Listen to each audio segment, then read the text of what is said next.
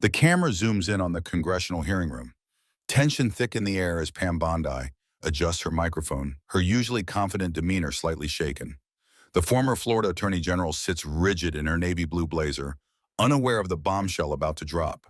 Across from her, Congressman Denzel Washington stands with a folder clutched tightly in his hand, a calm but unshakable intensity radiating from his presence.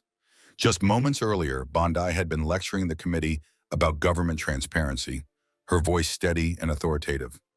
The American people deserve the truth about where their tax dollars go, she declared, glancing around the room with practiced confidence. But as Washington approaches the podium, the energy shifts. His eyes lock on Bondi's, piercing, unwavering, like a man who has stared down corruption his entire career. Without breaking that gaze, he opens the folder and pulls out a document that nobody in the room knew existed. "Before you lecture us about transparency, Ms. Bondi," Washington begins, his voice deep and commanding, cutting through the silence like a blade, "I'd like to ask about the $500 million contract your private consulting firm received through a shell company last year." The room freezes. Cameras swivel toward Bondi, whose face drains of color. Her hand reaches for a water glass but stops midway, trembling visibly. This isn't just a question. It's a hand grenade thrown directly at her carefully constructed public image. "I have documents here," Washington continues, raising the papers high enough for the entire chamber and the cameras to see, "that connect your consulting group to offshore accounts receiving government funds through 3 separate shell companies." Bondi's mouth opens, but no words come out. The committee chairman leans forward, eyebrows raised. Journalists in the back frantically type on their phones. Nobody had seen this coming, especially not Pam Bondi. This isn't just another congressional hearing. This is the moment Denzel Washington is about to expose a $500 million secret that Pam Bondi never wanted the world to know. Before diving deeper into this shocking confrontation, don't forget to like this video and subscribe for more breaking political coverage you won't see anywhere else. Pam Bondi had arrived at the Capitol that morning with the confidence of someone who had navigated Washington's treacherous waters for decades. As Florida's first female attorney general and a prominent conservative legal voice, Bondi had built her reputation on fighting government corruption and wasteful spending.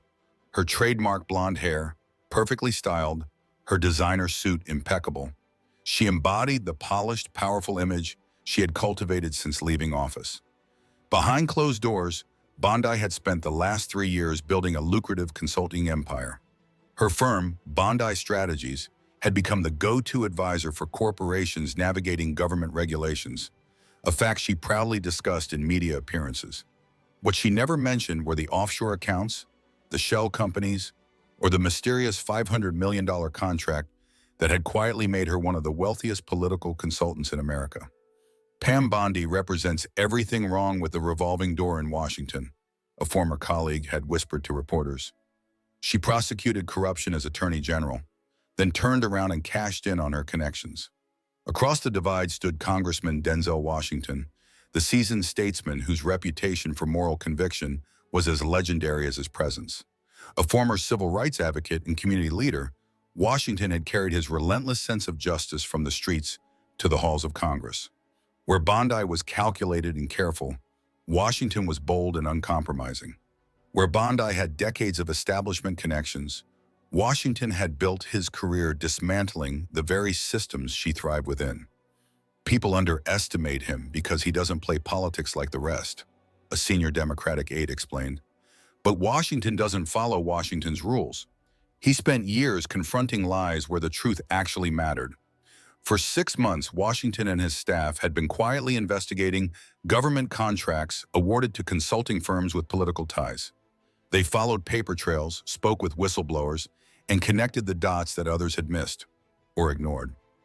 What they uncovered was a labyrinth of shell companies, all leading back to one person, Pam Bondi. The stakes couldn't be higher. For Bondi, exposure meant the destruction of her carefully crafted image and potentially her entire business empire. For Washington, this was a chance to confront the corruption he had sworn to fight and to prove once again that the powerful were not untouchable. That day, the hearing room wasn't just filled with congressional representatives and staffers. The front row held journalists from major networks, government watchdog groups, and even federal investigators scribbling notes. This wasn't just political theater. This was a career-defining moment for both of them. Bondi thinks she's untouchable, Denzel Washington had told his chief of staff that morning. Today, we show her that nobody is above accountability. As Washington stood at the podium, documents in hand, the room held its breath. Bondi's shoulders tensed. She realized this wasn't going to be the routine hearing she had prepared for. This was going to be the day her $500 million secret was dragged into the light.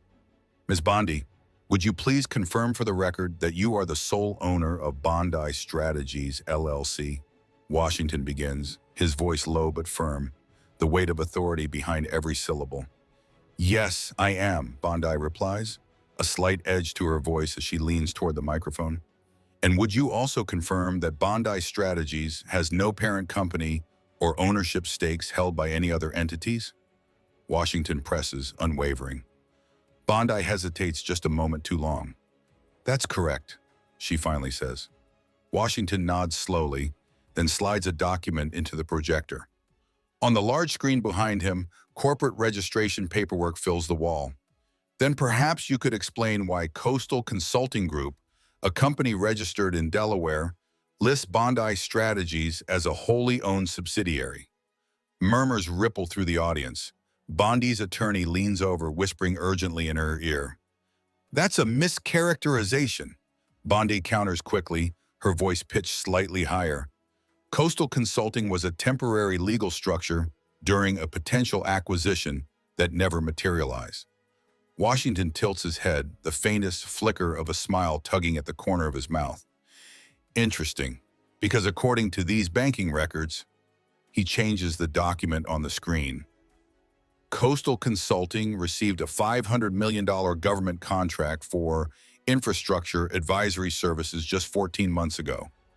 The room stirs again, louder this time. Camera flashes pop like lightning. A journalist in the front row leans toward a colleague, whispering furiously. That contract was awarded through proper channels, Bondi insists, sitting straighter, her voice rising. And I fail to see how this relates to today's hearing on government transparency. I'm getting to that connection, Ms. Bondi, Washington replies, his confidence sharpening. Because what's particularly interesting is that Coastal Consulting has no employees, no website, no physical office, yet somehow it beat out established firms for a $500 million contract. Bondi's face flushes crimson. Congressman, you're making insinuations without context. Those business arrangements are complex. Oh, they're complex, all right. Washington cuts her off, voice booming now as he flips to another document. So complex that the money from that contract traveled through 3 different shell companies before landing in accounts connected directly to you. The committee chairman, who had looked bored minutes earlier, now leans forward. Congressman Washington, these are serious allegations. Do you have evidence of this money trail? I do, Mr. Chairman. Washington lifts a thick folder high for all to see. Banking records, transfers from Atlantic Infrastructure Partners to Global Strategic Solutions to Meridian Holdings, and finally into personal and business accounts controlled by Ms. Bondi. The photographers rush forward, snapping away as Bondi whispers frantically to her attorney. The woman who entered the room as a respected former attorney general now looks cornered, exposed. And there's more, Washington continues, his voice rising with conviction. I have testimony from a former employee of Ms. Bondi's firm who oversaw these very transactions. He gestures to a man seated in the back row. Mr. Daniel Harrington, financial director for Bondi Strategies until he was terminated after questioning these arrangements. Gasps ripple through the chamber. Bondi's head snaps up, eyes widening as she spots her former employee. This is an ambush, she stammers, panic cracking through her composure. I was not informed that Mr. Harrington would be present, nor was I given any opportunity to review these supposed documents. The chairman clears his throat. Ms. Bondi, while the committee sympathizes with your position, Congressman Washington submitted these documents to the committee office last week, as required by our rules. Bondi turns to her attorney, who nods grimly, confirming the chairman's statement. The realization dawns across her face. She has been outmaneuvered. Furthermore, Washington presses on, refusing to let her breathe. The contract in question was for critical infrastructure, cybersecurity consulting. Yet, according to Mr. Harrington's testimony makes it plain, neither Bondi Strategies nor any of its shell companies employs a single cybersecurity expert. The tension in the room tightens to a breaking point as Bondi's attorney abruptly rises. Mr. Chairman, we request a brief recess to review these materials.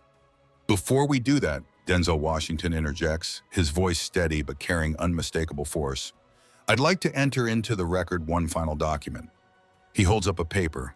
This is an email from Ms. Bondi to Secretary Wilson, dated 3 weeks before the contract was awarded. In it, she reminds him of their agreement regarding infrastructure funding and mentions their upcoming dinner at the Capitol Grill. The chairman's gavel slams down hard.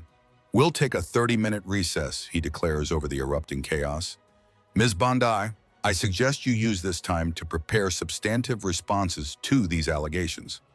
As committee members push back from their chairs, cameras zoom in on Bondi's face, pale, shocked, and for the first time in her public career, afraid. The woman who prided herself on always being the smartest in the room now realizes she has been outplayed by Congressman Washington. And this is only the beginning. Outside the hearing chamber, reporters swarm. Congressman, how long have you been investigating Bondi? One shouts. Washington pauses, his presence commanding even amid the frenzy. This isn't about politics, he says firmly. This is about 500 million taxpayer dollars, 0 cents unaccounted for, that appear to have been diverted through elaborate channels to enrich a well-connected insider. The American people deserve to know where their money went and who benefited. The crowd pivots, cameras flashing, as Bondi slips out a side door flanked by attorneys. The contrast is stark. Washington stands squarely in the spotlight, unflinching, while Bondi hurries away from it, her carefully constructed world beginning to crumble. When the hearing reconvenes after the tense 30-minute recess, the energy in the room has shifted. Extra chairs have been pulled in for the flood of representatives and staffers drawn by rumors of the spectacle. Network news crews, originally dispatched for routine testimony, now stand ready for what could become the political moment of the year. Pam Bondi returns with 2 more attorneys at her side. Her face is composed again, but the trademark confident smile is gone. A thick binder lands on the table before her, hastily assembled talking points and defensive strategies. Washington enters last. No entourage, no binders, just a slim folder and a tablet. He doesn't need a mountain of paperwork. He has been preparing for this moment for months. The committee will come to order, the chairman announces, his voice now weighted with gravity. We continue with Congressman Washington's questioning. Washington approaches the podium, each step measured, deliberate. Thank you, Mr. Chairman. Ms. Bondi, I'd like to revisit your earlier claim that these business arrangements are complex.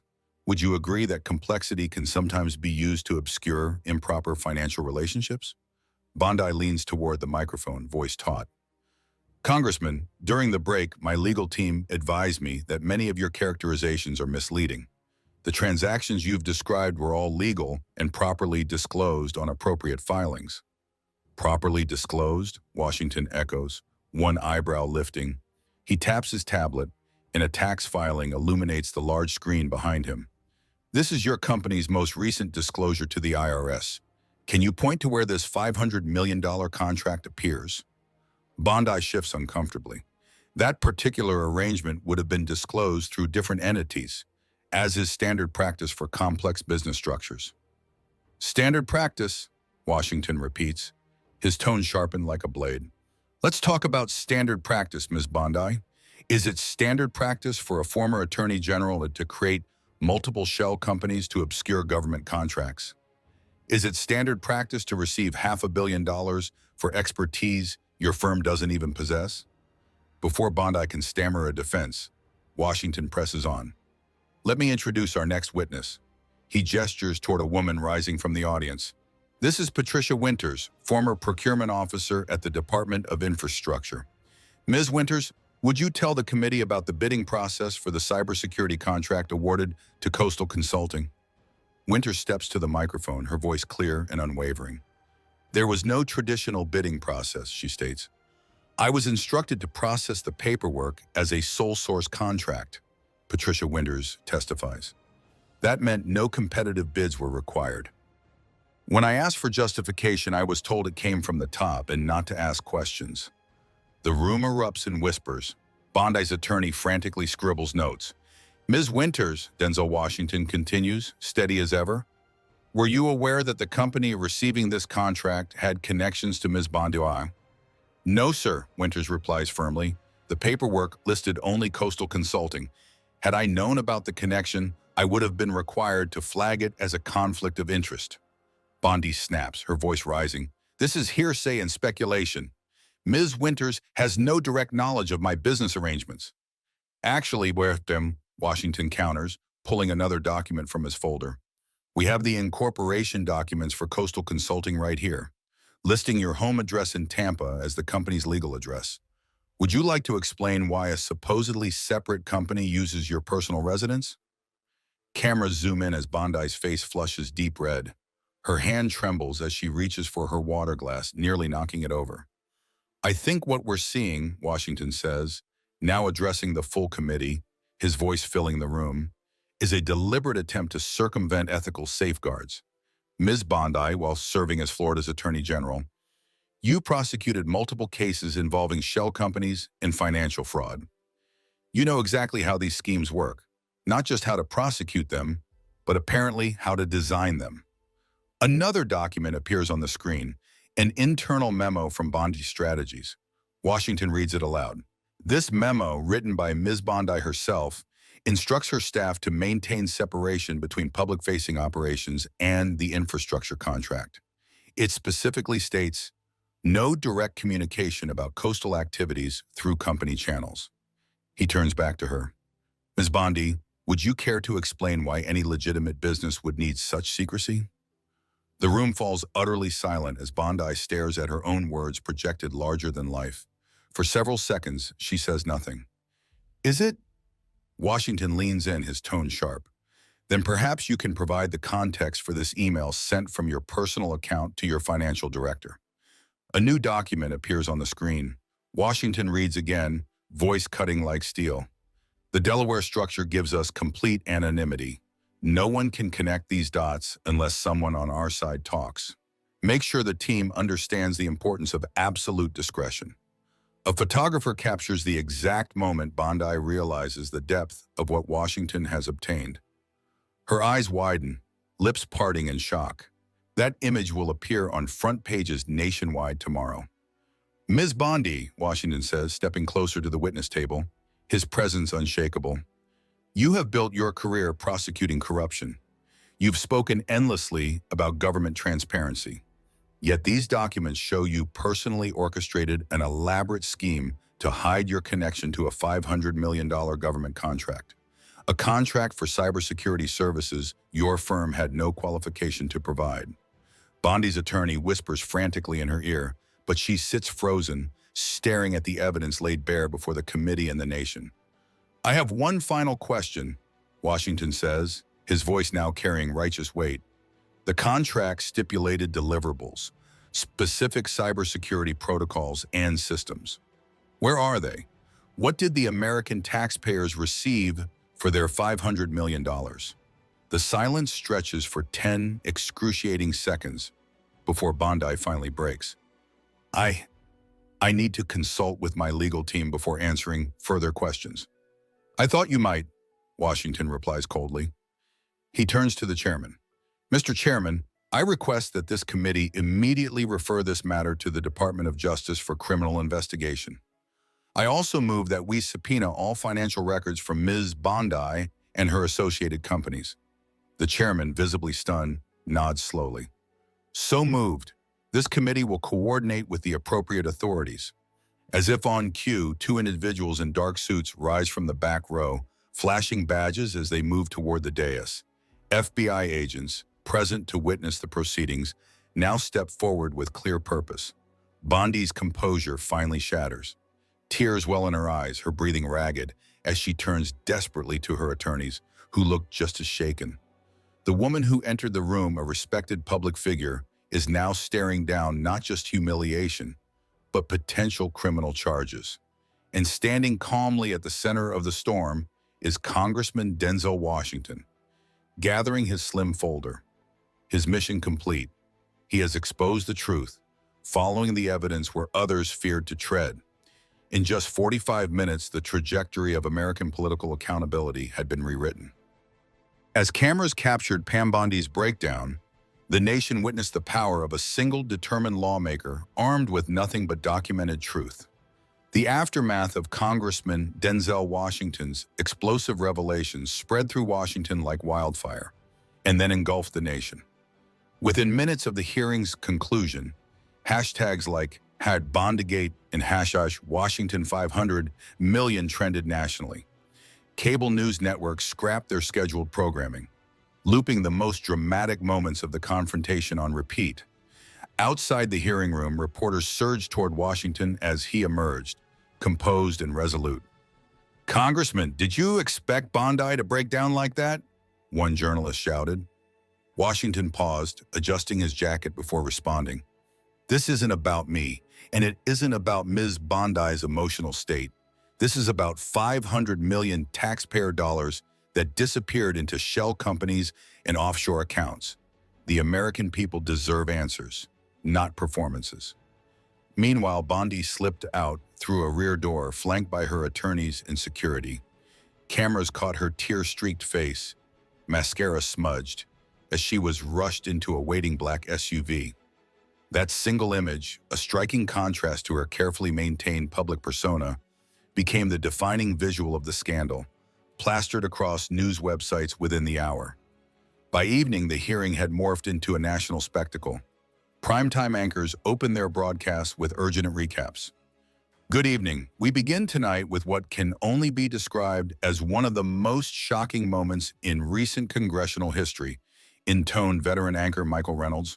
Former Florida Attorney General Pam Bondi, long considered a pillar of conservative legal circles, now finds herself at the center of a $500 million scandal, exposed in dramatic fashion by Congressman Denzel Washington. The Department of Justice wasted no time. By 8:00 p.m., it issued a statement. In light of today's congressional testimony, the Department of Justice has opened a formal investigation into allegations of contract fraud, money laundering, and potential corruption involving government contracts connected to Ms. Pamela Bondi. Social media exploded. Conservative commentators initially cried witch hunt, but their defenses faltered as mounting evidence hit the public domain. Liberal voices, meanwhile, hailed Washington as a new kind of accountability champion, a man who had taken his moral authority from the streets to the halls of Congress and struck corruption where it hid. What we witnessed today wasn't just political theater, noted legal analyst Sophia Washington on an evening panel. Congressman Washington built the kind of methodical, evidence-based case prosecutors dream of. No cheap shots, no partisan gimmicks. He followed the money and let the documents speak for themselves. By the following morning, the fallout was undeniable. 3 major corporations severed ties with Bondi Strategies, citing compliance concerns. The firm's website went offline around 2:00 a.m., replaced with a placeholder message about maintenance. The financial shockwave spread. The Department of Infrastructure announced an emergency review of all contracts awarded during the previous administration. 2 senior officials who had signed off on the coastal consulting deal were placed on administrative leave pending investigation. At 10:00 a.m., Washington stood at a podium for his first formal press conference since the hearing, now flanked by the House Oversight Committee chairman and 3 other members who had witnessed the confrontation. "Yesterday was just the beginning," he declared, his voice firm, eyes steady. "This committee has voted unanimously to expand our investigation beyond Ms. Bondi to examine all contracts awarded through similar channels. The $500 million we exposed yesterday may be only the tip of the iceberg." Reporters clamored with questions about Bondi's whereabouts as rumors swirled that she had fled to a property in the Cayman Islands overnight. "I can't speak to Ms. Bondi's location," Washington replied evenly, "but I can tell you this. The FBI has secured her offices in Washington, Tampa, and New York. No one runs from accountability forever. Mid-press conference, phones across the room buzzed with a breaking news alert.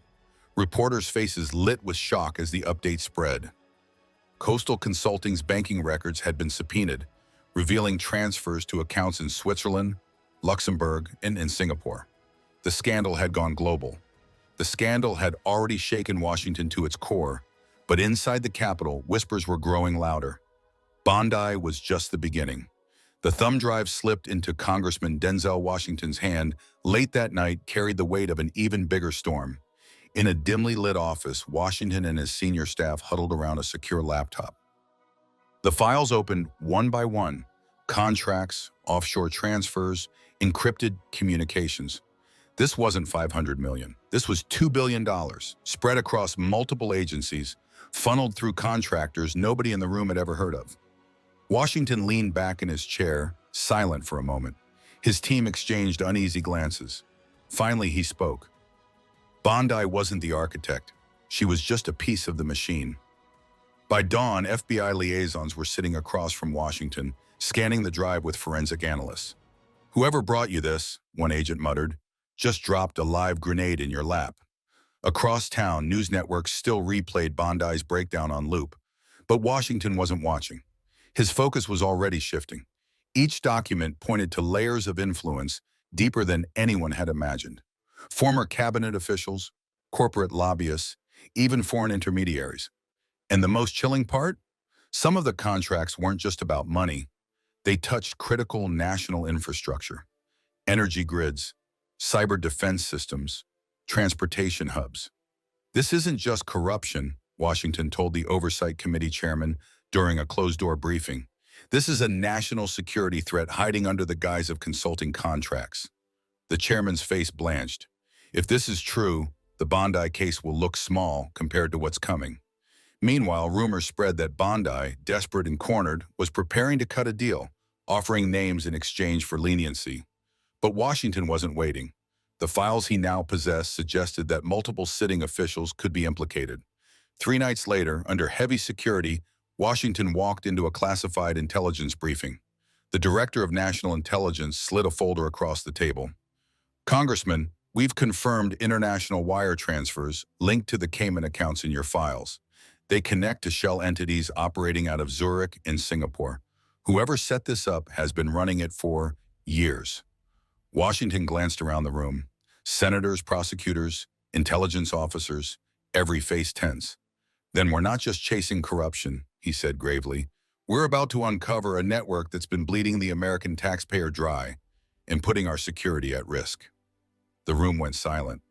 Everyone understood the scale had changed, and outside those walls, the public had no idea how much bigger the storm was about to become. Within days, classified briefings turned into late-night emergency sessions. Oversight staff worked in shifts, tracing thousands of pages of financial records. Patterns emerged: shell corporations in the Caribbean, consulting firms in London, holding companies in Dubai. The money moved like smoke, designed to vanish if chased too quickly. But Washington's team wasn't chasing. They were dissecting, piece by piece. "We've got signatures here," one investigator muttered, highlighting a line of contracts. "Same wording, same clauses. These weren't written by separate firms. They were copy-pasted from the same template." The conclusion was inescapable. A central architect existed behind all these fronts. Bondi had been a willing participant, but not the mastermind. While this unfolded behind closed doors, the public pressure outside reached a fever pitch. Protesters gathered on the Capitol steps with signs reading, "Follow the money" and "Accountability now." Editorials across the political spectrum demanded transparency, while foreign governments began quietly asking questions about whether their own aid funds had been siphoned through the same channels. Washington, meanwhile, was feeling the weight of his choices. His security detail had been doubled after credible threats were intercepted. Late one night, leaving his office, he found a single envelope under his windshield wiper. Inside was a photograph of his family with one chilling sentence scrawled across the back: "Some doors shouldn't be opened." He didn't flinch. The next morning, he held up that same envelope during a press conference. "Threats don't scare me," he declared. The only people who should be scared are those who think they can rob the American people and hide behind power. We will not stop. The crowd erupted in applause, the clip replayed on every network by evening. Behind the scenes, the FBI's forensic accountants hit a breakthrough. Wire transfers connected the scheme to a multinational lobbying firm with offices in Washington and Brussels. A name surfaced repeatedly in the emails and ledgers: Dominic Vance, a former deputy secretary who had quietly transitioned into private consulting after leaving office. Vance wasn't just another player. He was well-connected, wealthy, and had access to some of the most sensitive government contracts. If Bondi was the spark, Vance was the firestorm waiting to ignite. The DOJ prepared sealed indictments. Washington was warned. Exposing Vance would mean colliding with some of the most entrenched powers in Washington, men and women who had built their careers and fortunes on the very revolving door he had just pried open. One evening, as Washington sat in his office reviewing the next day's hearing notes, his chief of staff entered quietly. "Sir," she said, placing another folder on his desk, "we've confirmed it. Vance funneled more than $3 billion through those shell entities. And the contracts weren't just financial. They included cybersecurity access points, infrastructure monitoring, even defense procurement." Washington closed the folder slowly, his expression grave. "This isn't just corruption anymore," he said. "This is a betrayal of national trust. And if we don't expose it now, it will bury us later." Outside his office window, the Capitol dome glowed against the night sky. Somewhere in those marble halls, allies were rallying and enemies were plotting. The Bondi scandal had been front-page news, but compared to what was coming, it would soon look like just the opening chapter. The next oversight hearing was standing room only. Word had spread through Washington that Congressman Denzel Washington was preparing to name another figure tied to the expanding investigation. By the time the gavel came down, the room was packed with lawmakers, journalists, and federal agents monitoring every move. Washington rose slowly, a slim folder in his hand, his voice steady as he began. 3 weeks ago, this committee heard testimony about a $500 million contract funneled through shell companies tied to Ms. Bondi. What we've since uncovered makes that look small, very small. He slid a document onto the projector. The screen lit up with a corporate chart, dozens of subsidiaries spiraling outward like a spider's web. This structure isn't random. It was built, designed, and at the center of it all is a man who once swore an oath to serve this nation. He paused, letting the silence stretch, the camera zooming in. Dominic Vance, former Deputy Secretary of Infrastructure. Gasps echoed through the room. Journalists' fingers hammered keyboards. "Mr. Vance left office 5 years ago," Washington continued, "and within months, he was steering billions in federal contracts toward private firms that, on paper, appeared legitimate. But the money trail tells a different story. $3.2 billion, routed through Luxembourg, Singapore, Zurich, ending in accounts tied to Vance's personal trusts." The chairman leaned forward, visibly unsettled. "Congressman, do you have documentation of these transfers?" Washington tapped the folder. "Every dollar, every account, verified by federal investigators. And it goes deeper. These weren't just financial deals. Buried in these contracts are cybersecurity access points, backdoors into critical infrastructure systems, our power grid, our transportation networks, even defense procurement chains." The room fell dead silent. This wasn't just fraud. This was national security. Washington's eyes scanned the chamber, locking on the cameras. Americans need to understand this isn't about left or right. It isn't about party politics. This is about betrayal. A man who held high office used his access to line his pockets while putting our nation at risk. In the back row, aides whispered frantically. Reporters texted editors. Bondi had been shocking, but this was explosive. Then the doors at the rear of the chamber opened. All eyes turned as Dominic Vance himself entered, flanked by attorneys, his silver hair immaculate, his expression composed. He walked directly to the witness table, sat down, and adjusted his tie as the flashbulbs went wild. "Mr. Vance," Washington said evenly, "I trust you've come prepared to answer some difficult questions." Vance leaned into the microphone, his smile tight. Congressman Washington, he said, his tone icy but calm, you've built quite a show here. But let me assure you, what you call a scandal is nothing more than politics dressed up as theater. And I won't be your villain. The room buzzed, the tension snapping like static. Washington didn't blink. He opened the folder, pulled out the first document, and laid it flat on the table between them. Then let's start with this wire transfer, Mr. Vance, he said, his voice like iron. $500 million from Coastal Consulting, straight into your trust in Zurich. Shall we call that theater too? The chamber erupted, and the battle that would define the next chapter of Washington's fight had just begun. The chairman's gavel cracked against the wood, demanding order. The roar of the chamber slowly died down, but the tension only thickened. Dominic Vance sat rigid at the witness table, jaw clenched, attorneys on either side whispering rapidly into his ear. Congressman Denzel Washington didn't rush. He let the silence stretch until every eye was fixed on him. Then in that slow, deliberate cadence that commanded attention, he began again.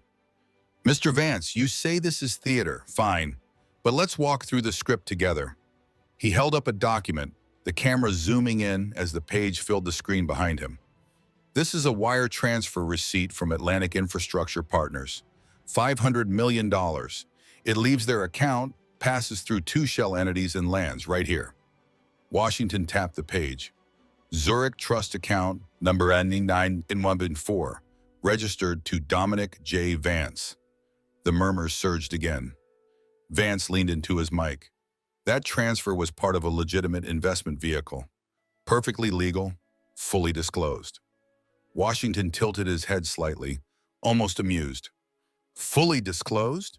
Then perhaps you can show this committee where in your required ethics filings this investment vehicle appears.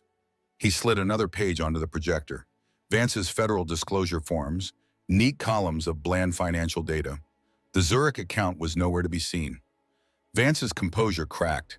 His attorney leaned in, whispering urgently, but Washington pressed forward. Mr. Vance, you served as Deputy Secretary of Infrastructure. During that time, your department awarded contracts to firms with no employees, no offices, no expertise. Billions of taxpayer dollars funneled through ghost companies. And those funds ended up, miraculously, in accounts tied to you. Vance straightened, voice rising. Congressman, you're twisting facts to fit your narrative. These contracts were vetted, reviewed, approved. By the book. Washington stepped closer to the witness table, his presence looming like a spotlight. By the book? Let's open the book. He snapped open his folder and pulled out an internal email, projected instantly for the room to see. Ensure that shell structures remain compartmentalized. Direct communication should be avoided. Payments to Zurich Trust must be routed discreetly. The sender, Dominic Vance. The chamber gasped. Journalists hammered keyboards. One shouted, "Did you write this email, Mr. Vance?" Vance's face reddened, his hand tightening around the microphone. That's taken out of context. Washington cut him off, his voice suddenly booming. Context? The context is this. You exploited your office, siphoned billions, and jeopardized national security for personal gain. You didn't just betray your oath, you sold out the American people. The chairman leaned forward, eyes narrowing. Mr. Vance, do you deny authoring this email? The cameras caught every angle of Vance's hesitation, every bead of sweat, every flicker of panic crossing his face. His attorney finally grabbed the mic, voice shaky. On behalf of my client, we invoke his Fifth Amendment right against self-incrimination. The chamber erupted once more. Washington remained calm, folding in his papers neatly, his gaze locked on Vance. You can hide behind the Fifth, Mr. Vance, but the evidence speaks louder than your silence, and the American people will hear every word of it. The flashbulbs went off like fireworks. The headlines were already writing themselves. And Dominic Vance, once untouchable, was now the newest figure standing on the edge of a political cliff, pushed there by a congressman who refused to blink. The oversight hearing adjourned in case, but the tremors were only beginning to spread. Within hours, international headlines splashed across front pages. U.S. Congressman exposes $3 billion corruption network. In Zurich, regulators quietly froze the accounts tied to Dominic Vance. In Singapore and Luxembourg, compliance officers confirmed suspicious activity and began cooperating with U.S. authorities.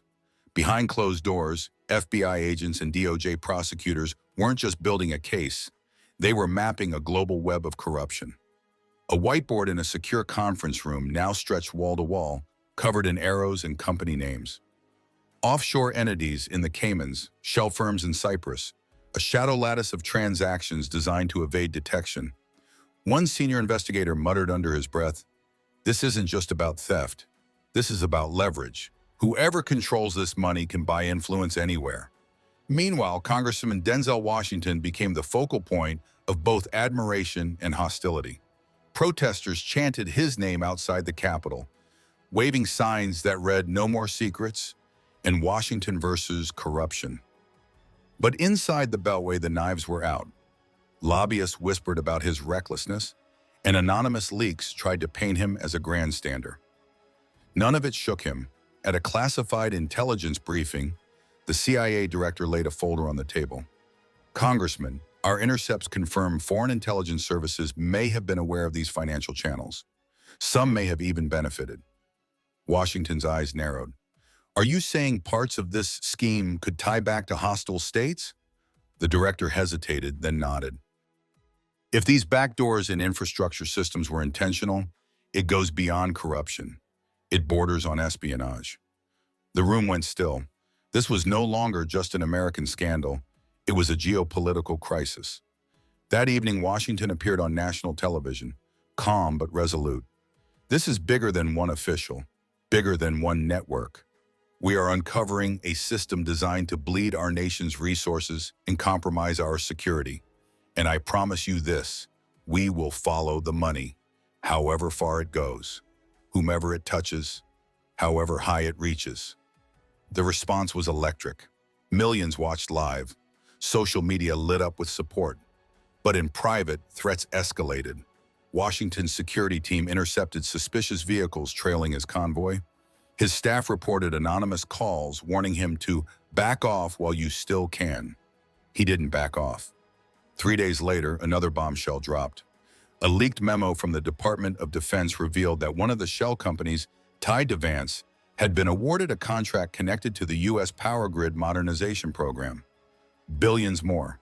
The risk? Critical vulnerabilities in America's energy infrastructure. "This isn't just corruption anymore," Washington told the Oversight Committee in a closed session. "This is a national emergency." And for the first time, whispers in Washington carried a new chilling question. If Dominic Vance was only one thread in the tapestry, who else's name was woven into the fabric? The storm was no longer contained to one scandal. It was spreading fast. The scandal now dominated headlines from Washington to Brussels, from Singapore to Dubai. What had started as a hearing about one suspicious contract was quickly unraveling into the largest corruption investigation in decades, one with international fingerprints. Interpol quietly issued notices to financial institutions across Europe. The European Parliament announced an emergency inquiry into whether EU funds had also passed through the same offshore channels. In London, a parliamentary watchdog demanded answers about British consulting firms tied to Vance's network. "Every stone we turn over," an FBI analyst told colleagues, "reveals 3 more. This isn't a scandal anymore, it's a system." For Congressman Denzel Washington, the pressure mounted daily. At public rallies, citizens hailed him as a hero. "Denzel speaks truth to power," signs read, but behind the applause lurked danger. His security detail intercepted 2 separate attempts to breach his Washington residence. Anonymous threats multiplied, and late one night, his driver noticed a black SUV tailing their convoy before peeling away into the darkness. Washington remained calm, but his staff could see the strain. In private, he admitted the hardest part wasn't the threats to himself. It was the danger his family now faced. Still, his resolve never wavered. "We can't stop now," he told his chief of staff. "If we back down, they win, and the next generation pays the price." At a classified oversight committee meeting, Washington revealed the latest findings from the thumb drive. These aren't just shell companies hiding money, he said, laying down charts filled with arrows and account numbers. They're potential conduits for influence. Foreign actors may be embedding themselves into our infrastructure through these contracts. The room went silent. The chairman leaned forward. Are you suggesting elements of this scheme tied directly to foreign governments? Washington's reply was measured but grave. I'm not suggesting, I'm stating.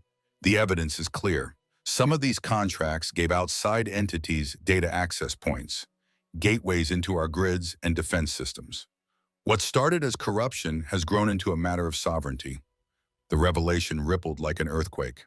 Within hours, the president convened the National Security Council. A statement followed. The United States will pursue every lead to ensure our infrastructure and our democracy are protected. No one, foreign or domestic, is beyond accountability. Meanwhile, Dominic Vance remained defiant, granting an interview from his penthouse apartment. This is a political circus, he sneered into the camera. Congressman Washington is grandstanding for his own ambitions. These so-called documents are fabricated. The denial only fueled the fire. Within 24 hours, journalists published leaked banking records from Luxembourg confirming Washington's claims. The contrast couldn't be sharper. On one side, a powerful insider clinging to denial. On the other, a congressman standing calm and unyielding in the eye of the storm. And as new subpoenas flew and investigators fanned out across continents, the question hanging over Washington was no longer if more names would fall, but how many. Because one thing had become clear. Dominic Vance wasn't the top of the pyramid. He was just the first crack in a dam that was about to burst. The dominoes were falling faster now. What had begun with Pam Bondi and escalated with Dominic Vance was spiraling into something far more dangerous. 3 weeks after the explosive hearing, the Oversight Committee received another trove of documents. This time not from a whistleblower, but from a foreign government. Switzerland's Federal Council delivered evidence of massive wire transfers routed through Geneva banks. The name attached shocked even the seasoned investigators. Senator Alan Mercer, chair of the Senate Energy Committee. The revelation hit Washington like a thunderclap. Mercer wasn't just another politician. He controlled oversight of billions in infrastructure funding, a gatekeeper for the very contracts at the heart of the scandal. When the documents landed on Congressman Denzel Washington's desk, he didn't speak for a full minute. He simply stared at the pages, jaw tightening. Finally, he said, "This is bigger than we thought. Mercer's not a participant. He's a kingpin." The next hearing was the most anticipated in a generation. Every network carried it live. The chamber was packed beyond capacity, with lines of citizens stretching down the block to enter. Washington opened with his trademark calm intensity. $3 billion, offshore accounts, shell companies, and now a sitting United States senator. The screen behind him lit up with wire transfer charts, Mercer's name highlighted in bold red. This committee has obtained evidence that Senator Alan Mercer used his position as chair of the Energy Committee to steer contracts worth billions to shell companies linked to Dominic Vance and ultimately to his own accounts overseas. The chamber erupted. Mercer, sitting grimly at the witness table, leaned forward into his microphone.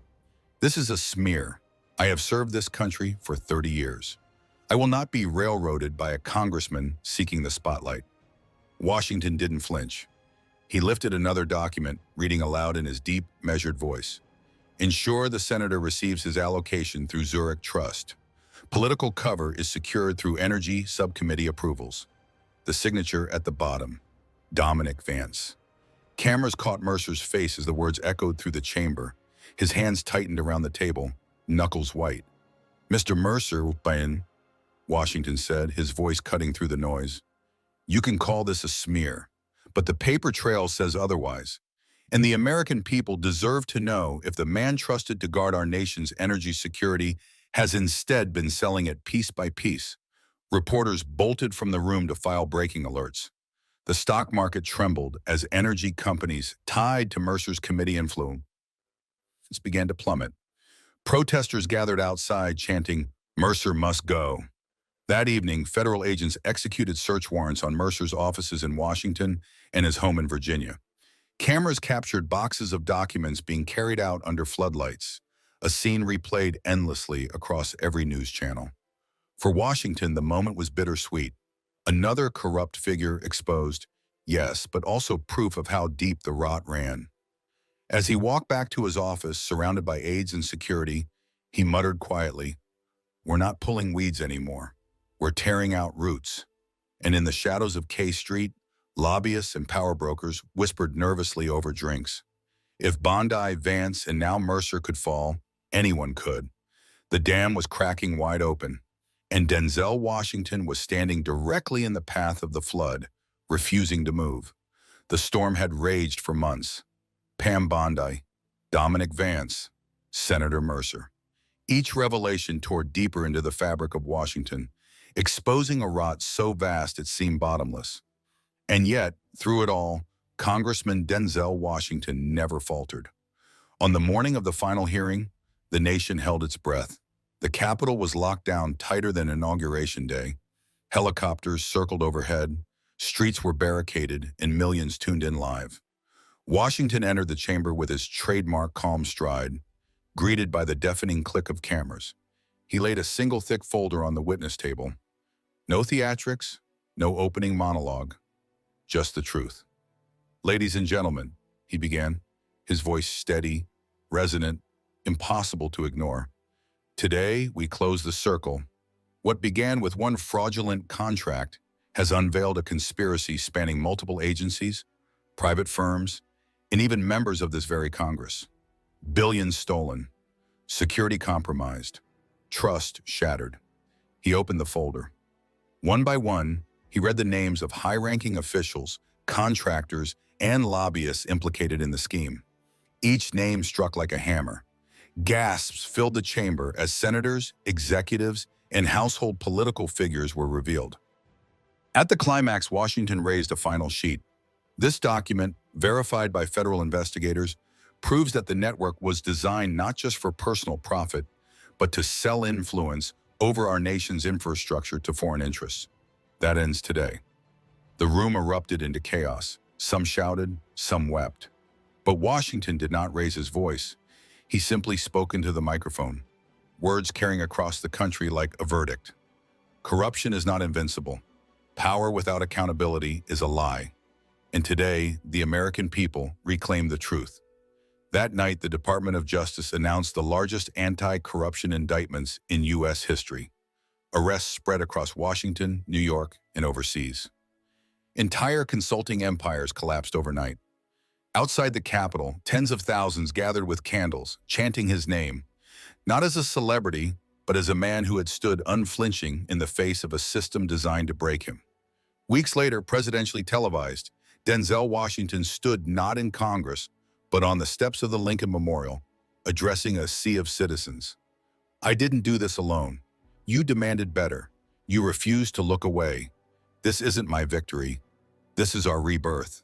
The crowd roared, the sound echoing across the reflecting pool, and for the first time in a generation, Washington, D.C. trembled, not with scandal, but with the possibility of redemption.